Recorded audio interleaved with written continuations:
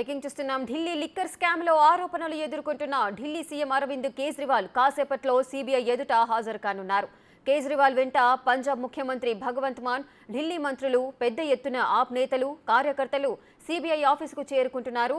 ఈ నేపథ్యంలో CBI office వద్ద పోలీసులు, పారామిలిటరీ బలగాలతో కట్టుదిట్టమైన భద్రతను ఏర్పాటు చేశారు. ఆ ప్రాంతాన్ని బారికేడ్లతో మూసివేశారు.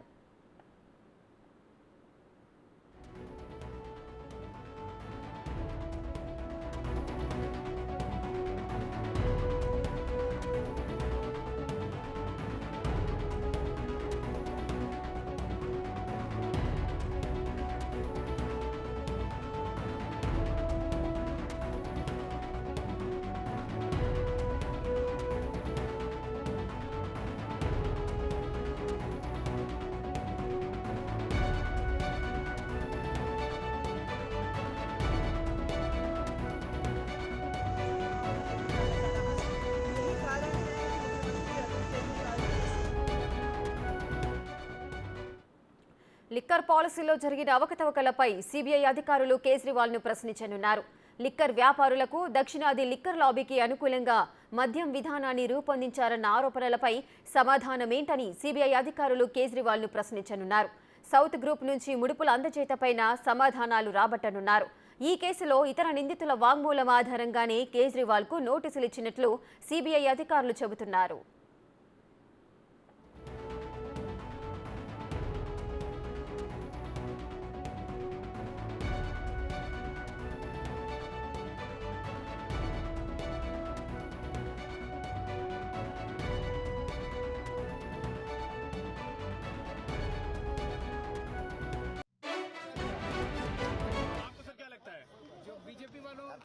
थोड़ा पीछे करो ना सवाल जवाब करने के लिए तो अरविंद केजरीवाल जो फिलहाल सीबीआई दफ्तर यहाँ पर पूछताछ के लिए लगा दो भाई।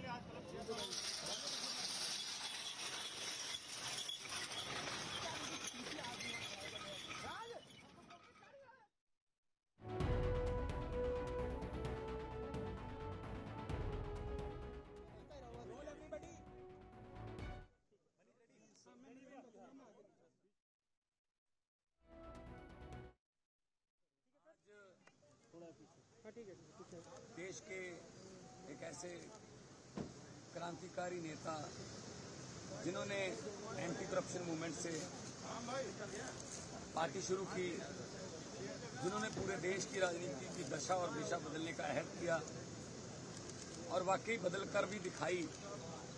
दिल्ली में 2 बार बीजेपी को, एक बार 3 सीट आई, एक बार 8 सीट आई और तीसरी बार एमसीडी में हराया। पंजाब में भारी भरकम बहुमत से हमारी पार्टी पर भरोसा जताया लोगों ने और उसका कारण यही है कि पार्टी ईमानदार है। ये पार्टी पारदर्शिता से अपने काम करती है। चाहे तो दिल्ली में कोई भी 1 रुपए का कर्ज नहीं लिया, दिल्ली में बिजली फ्री कर दी, यहाँ पर नौकरियां मिलने लगी, मोहल्ला क्लिनिक खुल गए, स्कूल शानदार बन गए और दिल्ली का बजट 3 गुना बढ़ गया पहले से। अगर कोई माफिया बनाया होता, अगर कोई दोस्त मित्र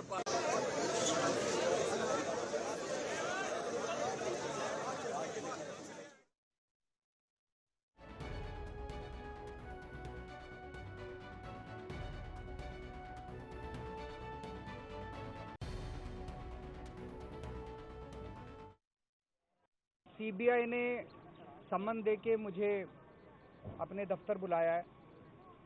मैं अभी दफ्तर जा रहा हूं और जो भी सवाल जवाब वो करेंगे उनके सबके सही जवाब देंगे।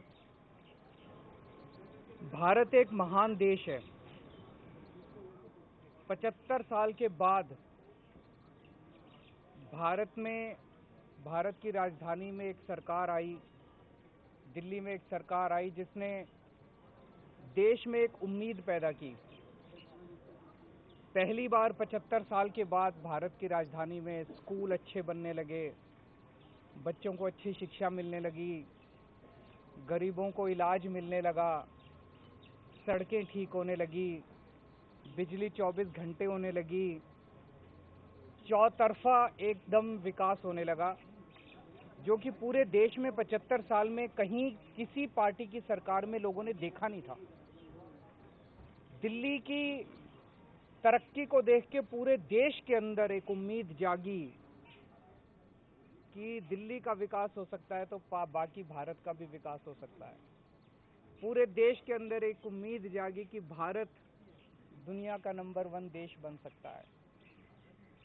लेकिन कुछ राष्ट्र विरोधी ताकतें हैं जो नहीं चाहती कि भारत की तरक्की हो। 75 साल तक इन्हीं ताकतों ने भारत को पिछड़ा रखा। कुछ राष्ट्र विरोधी ताकतें हैं जो नहीं चाहती कि देश में स्कूल बने, वो नहीं चाहती कि गरीबों के बच्चों को अच्छी शिक्षा मिले, वो नहीं चाहती कि देश में अस्पताल बने, देश दुनिया का नंबर 1 देश बने। आज उन्हीं सब राष्ट्र विरोधी ताकतों से मैं कहना चाहता हूं कि अब भारत रुकेगा नहीं। लोग अब बहुत बेचैन हो चुके हैं। भारत तरक्की करेगा, भारत आगे बढ़ना चाहता है, देश तरक्की करना चाहता है। हम भारत वालों को, भारतवासियों को जितना मर्जी परेशान कर लो, लेकिन भारत रुकने वाला नहीं है। सीबीआई ने सम्मन दे రైట్గా ఢిల్లీ లిక్కర్ స్కామ్ కేసులో ఆరోపణలు ఎదుర్కొంటున్న ఢిల్లీ సీఎం అరవింద్ కేజ్రీవాల్ ఈ రోజు సిబిఐ ఎదుట విచారణకు హాజరు కాబోతున్నారు. అదేవిధంగా సిబిఐ ఆఫీస్కి కూడా చేరినట్లుగా తెలుస్తోంది. ఇదే అంశానికి సంబంధించి మరిన్ని వివరాలు మా ఇన్పుట్ ఎడిటర్ పవన్ కుమార్ లైవ్లో అందిస్తారు. రైట్ పవన్, చెప్పండి, దీనికి సంబంధించి అసలు ఢిల్లీ సీఎం కేజ్రీవాల్ ఈ రోజు విచారణకైతే హాజరయ్యారు. ఏ కోణంలో విచారణ జరిగే అవకాశాలున్నాయి? కొద్దిసేపటి క్రితమే అటు అరవింద్ కేజ్రీవాల్ భారీ క్యాన్వాయ్తో సిబిఐ కార్యాలయానికి వచ్చారు. ఆయన అధికారిక నివాసం నుంచి బయలుదేరి రాజ్ఘాట్లో నివాళులు అర్పించిన తర్వాత ఆయన నేరుగా కాన్వాయ్తో సహా సిబిఐ కార్యాలయానికి వచ్చారు. ప్రస్తుతం సిబిఐ కార్యాలయంలోకి అరవింద్ కేజ్రీవాల్ వెళ్ళారు. మొన్న 14వ తారీఖున సిబిఐ ఆయనకు నోటీసులు జారీ చేసింది. 41 సిఆర్పిసి కింద నోటీసులు జారీ చేసింది. లిక్కర్ స్కామ్లో విచారణకు హాజరు కావాలి 16వ తారీఖున 11 గంటలకని చెప్పడంతో ఆయన ఈరోజు విచారణకు హాజరయ్యారు. విచారణకు హాజరయ్యే ముందు మీడియాతో మాట్లాడారు. తాను ఖచ్చితంగా విచారణకు హాజరవుతాను. ఢిల్లీలో పరిపాలన అనేది దేశవ్యాప్తంగా అందరూ గమనిస్తూ ఉన్నారు. ఢిల్లీలో తాము పరిపాలిస్తున్న తీరుతో దేశవ్యాప్తంగా కూడా అందరిలో ఒక కొత్త ఆశ మొదలైంది. ఈ తరహా అభివృద్ధి అంతటా జరగాలని అందరూ ఆకాంక్షిస్తున్నారు. కానీ కొన్ని రాజ్యాంగేతర శక్తులు పిల్లలకు చదువు రాకుండా అడ్డుపడేందుకు ప్రయత్నిస్తున్నాయి. అభివృద్ధి నిరోధకులుగా వాళ్ళందరూ కూడా మారారు. ఎట్టి పరిస్థితుల్లో కూడా వాళ్ళ కళ నెరవేరదు. ప్రతి ఒక్క భారతీయ పౌరుడు అటు దేశాన్ని ముందుకు నడిపించేందుకు సిద్ధంగా ఉన్నారు. ఎంత రాజ్యాంగేతర శక్తులు అడ్డుపడినా కానీ ఇప్పుడు దేశం అభివృద్ధి ఆగదు, దేశం నంబర్ 1గా వెళ్ళబోతుంది మనందరి సారథ్యంలో అంటూ కూడా ఆయన కొంత ఉద్వేగభరితంగా ఆయన మాట్లాడటం జరిగింది. ఇక సిబిఐ విషయానికి వస్తే ఇప్పటికే ఈ కేసుకు సంబంధించి అటు ఈడీ సిబిఐ రెండు దర్యాప్తు సంస్థలు దర్యాప్తు చేస్తూ ఉన్నాయి. ఇప్పటికే ఈ కేసులో 12 మందిని కూడా అరెస్ట్ చేయడం జరిగింది. అటు ఢిల్లీ మంత్రివర్గంలో ఉప ముఖ్యమంత్రిగా ఉన్న మనీష్ సిసోడియాను A1గా పేర్కొంటూ మొన్న మార్చిలో అరెస్ట్ చేయడం జరిగింది. ఆయన ప్రస్తుతం అటు తీహార్ జైల్లోనే ఉన్నారు. ఇప్పటికే ఈడీ దీనికి సంబంధించి 2 ఛార్జ్షీట్లు దాఖలు చేసింది.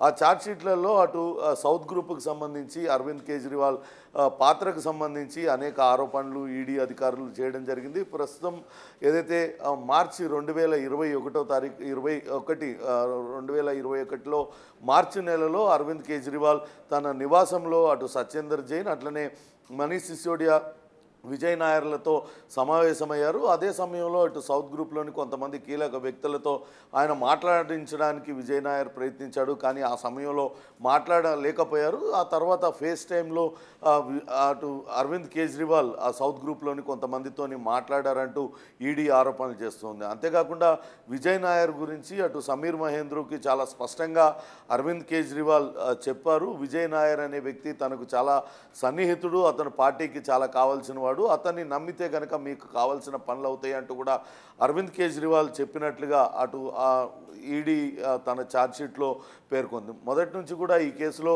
అనేక రకాలైన ఆరోపణలు అటు సిబిఐ కానీ ఇటు ఈడీ చేస్తూ వస్తుంది.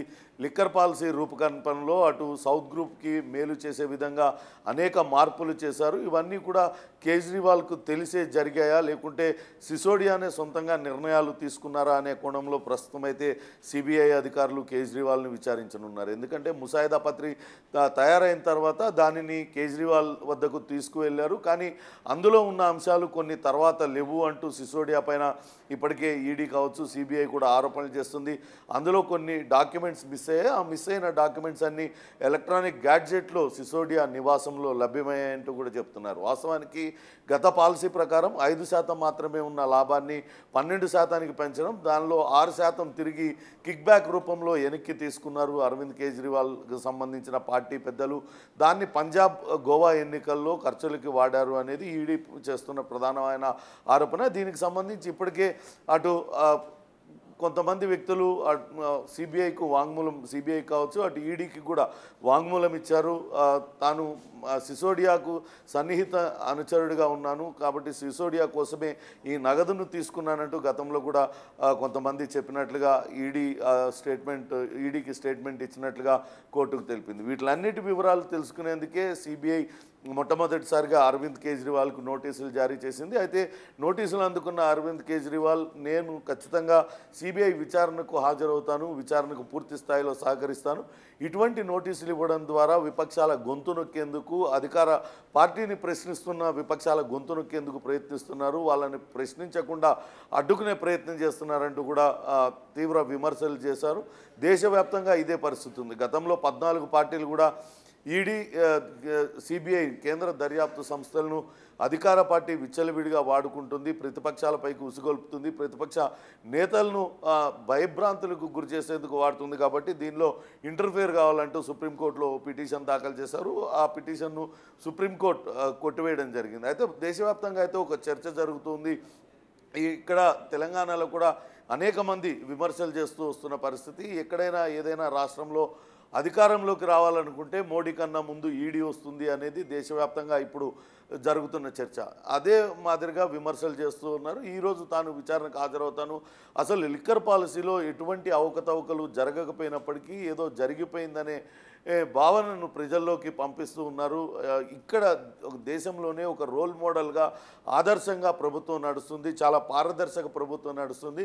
ఢిల్లీలో ఆప్ అధికారం చేపట్టిన తర్వాత అక్కడ ఉన్న ప్రభుత్వ పాఠశాలలను మొత్తం పూర్తిగా వాటి రూపురేఖలే మారిపోయి దీనిపైన ప్రపంచవ్యాప్తంగా కూడా చర్చ జరిగింది. మనీష్ సిసోడియా లాంటి మంత్రి దానికి అంతటికీ కారణం. అలాంటి వ్యక్తిని ఇటువంటి ఆరోపణలతో జైల్లో పెట్టారు. మమ్మల్ని కూడా జైల్లో పెట్టడానికి అధికార పార్టీ ప్రయత్నిస్తుందంటూ కూడా కేజ్రీవాల్ అయితే ఆయన విమర్శలు చేస్తున్నారు. అయితే ఇదే కేసుకు సంబంధించి ఇప్పటివరకు పలు దఫాలుగా విచారణలు అయితే జరిగాయి. అదేవిధంగా ఎమ్మెల్సీ కవితను కూడా పలు విధాలుగా విచారించిన సందర్భాలు అయితే కనిపించాయి. సుమారు 6 గంటల నుంచి 10 గంటల వరకు విచారణ చేసిన సిబిఐ ఇప్పుడు కేజ్రీవాల్ని ఎంతసేపటి వరకు ఈ విధంగానే విచారణ అనేది జరిగే అవకాశాలున్నాయా? అండ్ ఇంకొక విషయం ఏంటి అంటే మనం చూసుకున్నాము, సుకేష్ చంద్రశేఖర్ ఇచ్చిన వాంగ్మూలం ప్రకారము సుకేష్ చంద్రశేఖర్ అన్నారు తన దగ్గర వీడియో కాల్స్, ఆడియో కాల్స్ అన్నీ ఉన్నాయి నా దగ్గర అని చెప్పి నిన్న కవితకు సంబంధించిన 2 ఫోన్ నెంబర్స్ని కూడా రివీల్ చేసిన సందర్భాలు ఉన్నాయి ఈ కేసుకు సంబంధించి. ఈ నేపథ్యంలో ఈ కోణంలోనే విచారణ జరిగే అవకాశాలు ఏమైనా ఉన్నాయా? అదేవిధంగా కవిత అన్నారు, అదేవిధంగా దానికి సంబంధించి కేజ్రీవాల్ తీహార్ జైల్లో అన్న వ్యాఖ్యలు కూడా ఒక సంచలనాన్ని రేపుతున్నాయి. దీనికి సంబంధించి వివరాలు ఏమైనా ఉన్నాయా? మొదటిగా చూసుకుంటే ఇప్పటికే నోటీసులో చాలా స్పష్టంగా పేర్కొన్నారు, కేజ్రీవాల్ను సాక్షిగా మాత్రమే ఆయనను విచారణకు పిలిచారు. ఏదైతే లిక్కర్ పాలసీలో మార్పుల గురించి కేజ్రీవాల్కు సమాచారం ఉందా, ఆయన సమక్షంలోనే ఈ మార్పులన్నీ జరిగాయా, లేకుంటే సిసోడియా వ్యక్తిగత నిర్ణయాలతో ఇటువంటి మార్పులు చేశారా, తదితర వివరాలన్నింటినీ కూడా తెలుసుకుంటారు. అట్లనే సౌత్ గ్రూప్తోని అరవింద్ కేజ్రీవాల్కు చాలా సన్నిహిత సంబంధాలు కలిగి ఉన్నాడు. అరవింద్ కేజ్రీవాల్ స్వయంగా సౌత్ గ్రూప్లోని కొంతమంది ప్రముఖులతో మాట్లాడాడు అని గతంలో దర్యాప్తు సంస్థలు ఆరోపించిన నేపథ్యంలో ఆ విషయాలన్నింటినీ కూడా అరవింద్ కేజ్రీవాల్ నుంచి ఆయన నుంచి స్టేట్మెంట్ తీసుకునే అవకాశం ఉంటుంది. విచారణలో ఆ విషయాలన్నింటినీ కూడా సిబిఐ అధికారులు ప్రశ్నలు కురిపించే అవకాశం ఉంటుంది. మరోపక్క సుకేష్ చంద్రశేఖరన్ చేస్తున్న ఆరోపణలు ఆయన అరవింద్ కేజ్రీవాల్ పైన అనేక రకాలైన ఆరోపణలు చేస్తూ ఉన్నారు. అట్లనే కవిత పైన కూడా ఆరోపణలు చేస్తున్నారు. అయితే ఏ దర్యాప్తు సంస్థ కూడా ఇంతవరకు వాటిని సీరియస్గా తీసుకున్నట్టుగా లేదు.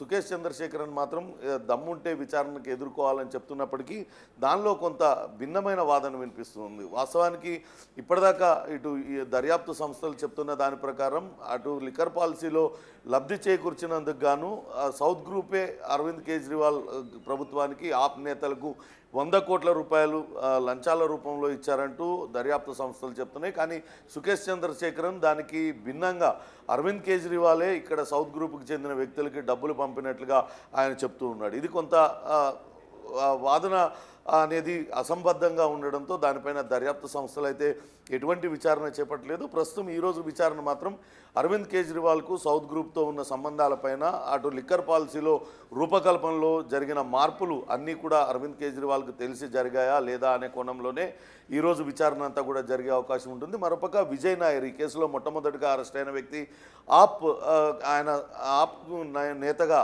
ఆయన ఉన్నారు. ఆయన అరవింద్ కేజ్రీవాల్కు అత్యంత సన్నిహితుడిగా అందరూ చెప్తారు. అతని రోల్ ఏంటి, అతని ద్వారా సమీర్ మహేంద్రతో మాట్లాడారు, ఇండో స్పిరిట్స్ యజమానితో అరవింద్ కేజ్రీవాల్ ఫేస్ టైంలో మాట్లాడారు అనేది దర్యాప్తు సంస్థలు చేస్తున్న ఆరోపణ. దీనిపైన కూడా ఈరోజు అరవింద్ కేజ్రీవాల్ని విచారించే అవకాశం అయితే కనపడుతుంది. గతంలో మనం చూసాం సిసోడియాని కావచ్చు, అటు కవితను కూడా సుదీర్ఘంగా విచారించారు.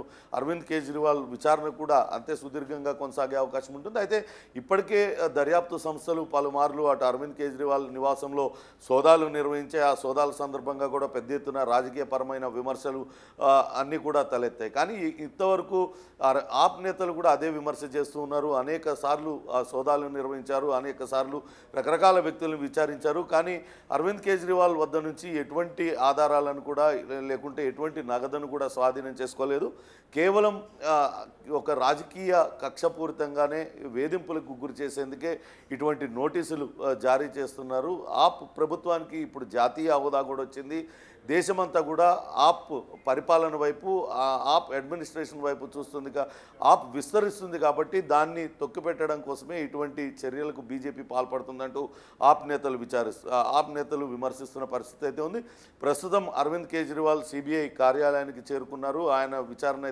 ఆయన లోపలికి వెళ్ళారు. విచారణ మరి కాసేపట్లోనే ప్రారంభమయ్యే అవకాశం ఉంది. అరవింద్ కేజ్రీవాల్ వెంట అటు ఆప్ కేబినెట్ మంత్రులతో పాటు పంజాబ్ ముఖ్యమంత్రి భగవంత్ సింగ్ మాన్ తదితరులందరూ కూడా సిబిఐ కేంద్ర కార్యాలయం వద్దకు చేరుకున్నారు. వాళ్ళు కూడా పెద్ద ఎత్తున విమర్శలు అయితే చేస్తూ ఉన్నారు. ఇక ఈరోజు అరవింద్ కేజ్రీవాల్ విచారణ సందర్భంగా అటు సిబిఐ కార్యాలయం వద్ద భారీ బందోబస్తు ఏర్పాటు చేశారు. దాదాపుగా 1000 మందితో కేంద్ర బలగాలతో అక్కడంతా కూడా బందోబస్తు ఏర్పాటు చేశారు. అరవింద్ కేజ్రీవాల్ను విచారణకు పిలవడంతో అటు ఆప్ నేతలు పెద్ద ఎత్తున నిరసనలకు, ఆందోళనలకు పిలుపునిచ్చారు. అలానే ఆప్ కార్యకర్తలు కూడా పెద్ద ఎత్తున ఢిల్లీ సిబిఐ కార్యాలయానికి వచ్చే అవకాశం ఉంది. అక్కడ కొంత గొడవ జరిగే అవకాశం ఉన్న నేపథ్యంలో ఆ పరిసరాలంతా కూడా 144 సెక్షన్ విధించడంతో పాటు కేంద్ర వర్గాలన్నీ కూడా తమ ఆధీనంలోకి తీసుకున్నాయి. విచారణ కొనసాగిన తర్వాత, పూర్తయిన తర్వాత అరవింద్ కేజ్రీవాల్ బయటకు వచ్చి తర్వాత అక్కడ మీడియాతో మాట్లాడే అవకాశం అయితే కనపడుతుంది. Rekha. Right. Thank you Pavan. Thanks for the details.